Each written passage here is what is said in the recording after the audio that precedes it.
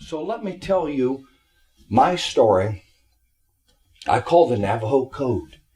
Their dark eyes squinted from the sun and stinging wind-blown sand.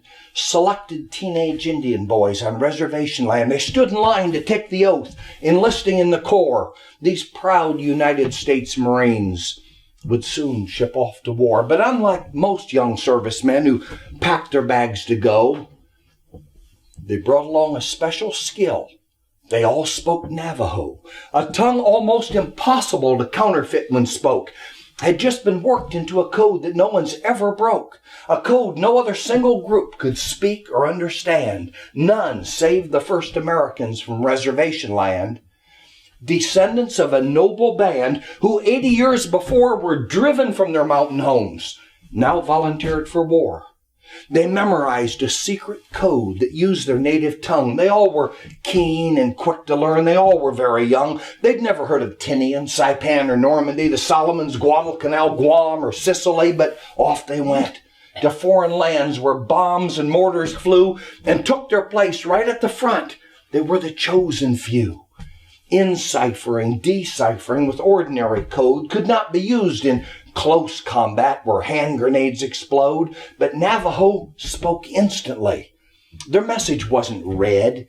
Their secret code in native tongue was locked inside their head. For interceptors on the line, frustration's all they found while listening to a guttural, tongue-twisting nasal sound. Mount Suribachi towered high, defended from attack. Division 5 USMC would have to take it back. Code talkers were among the 5th and brought their special skill to do their part and help retake this Iwo Jima hill.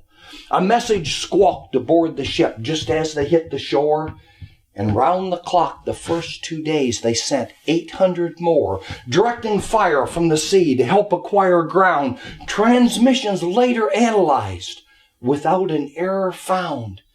With fighting often hand to hand, they showed no trace of fear. They fought uphill and drug along some 80 pounds of gear, and when they finally reached the top and saw glory raise, an Indian helped to hold it high, a Pima, Ira Hayes.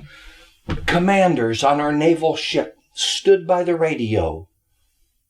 When news of victory finally came, it came in Navajo. To all our service personnel, a debt is truly owed. And tribal spirits still can hear the talkers of the code.